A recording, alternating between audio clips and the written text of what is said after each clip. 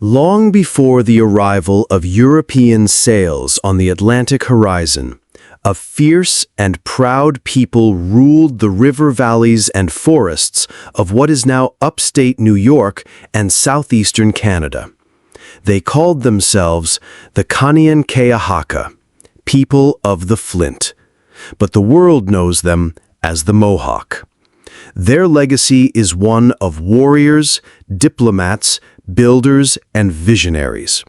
They were the easternmost gatekeepers of the Iroquois Confederacy, a powerful alliance that shaped the balance of power in northeastern America. But who were the Mohawk before the colonists came? And how did their traditions, politics, and beliefs forge one of the most influential indigenous nations in North American history? Today, we go back in time to uncover their story on their terms. The Mohawk homeland stretched along the Mohawk River and into the Adirondack Mountains, where hardwood forests, winding streams, and fertile valleys shaped their way of life. Their name, People of the Flint, refers to their mastery of flint for tools, weapons, and fire starting, anchoring them to both the land and their identity.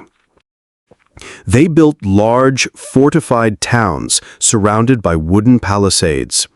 At the center stood massive longhouses, communal dwellings where multiple families of the same clan lived together. Some stretched over 100 feet long. Inside, fires burned for warmth, food, and stories passed from elder to child. Their lives followed the rhythms of nature, planting in spring, fishing in summer, harvesting in fall, hunting in winter. Yet this was no mere subsistence existence. The Mohawk practiced strategic land and resource management, rotating crops and maintaining hunting grounds to avoid depleting the land. Mohawk society, like other Haudenosaunee nations, was matrilineal. Women owned the longhouses, they controlled the land, and they chose the chiefs who would represent their clans in the Grand Council. Women were the heart of social and political life, while men were tasked with hunting, warfare, and diplomacy. But these roles were not rigid. Both genders shared power, and balance was a core value. The Mohawk believed in a spiritual world deeply interwoven with nature. Dreams, visions, and sacred rituals guided their actions. Festivals like the Midwinter Ceremony and the Green Corn Festival honored creation and the cycles of life. Stories played a central role in Mohawk teachings. The legend of Sky Woman and the Great Turtle reflected their creation beliefs, while tales of clan animals, wolf, bear, and turtle, taught values of courage, unity, and wisdom. The Mohawk were one of the original 5 nations of the Haudenosaunee Confederacy, a revolutionary alliance formed to end intertribal warfare and bring peace to the land.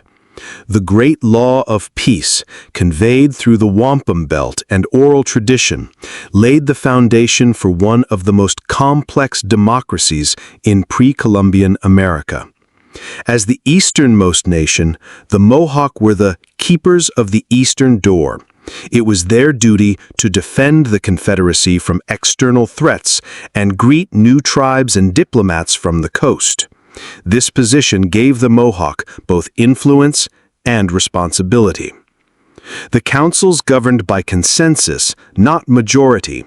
Clan mothers appointed and could remove male chiefs. Each nation had a voice, and decisions required unity. This system would later inspire aspects of the U.S. Constitution. The Mohawk were fierce warriors, but they were also brilliant strategists. They traded extensively with Algonquin-speaking tribes, exchanging furs, wampum, and goods. Their network stretched from the Great Lakes to the Atlantic, from Canada to the Carolinas.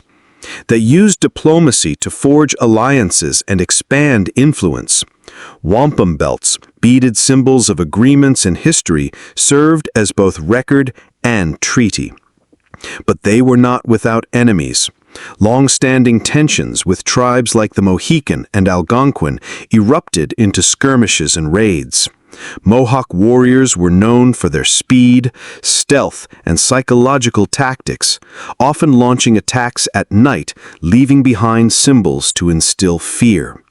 Their reputation as warriors was both feared and respected, especially by early European colonists who would soon arrive. When the Dutch traders arrived in the early 1600s, the Mohawks saw opportunity.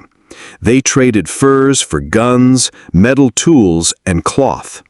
This alliance gave them an edge over rivals and ushered in a new era of power. But contact came at a cost.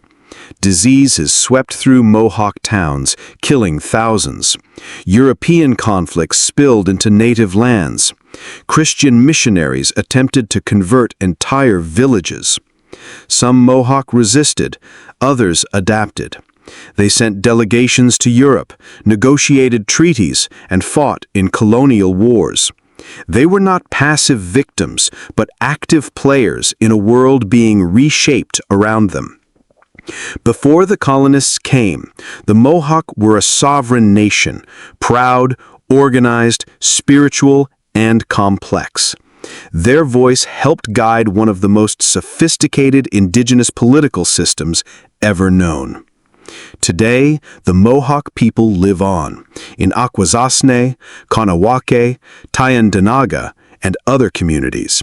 They speak their language, they honor their elders, and they continue to fight for recognition, land, and truth. Because their story didn't end with colonization. It was only the beginning. If you want more stories like this, make sure to like, subscribe, and hit the bell icon. What part of the Mohawk story surprised you the most? Let us know in the comments. And stay tuned for the next chapter in Indigenous history.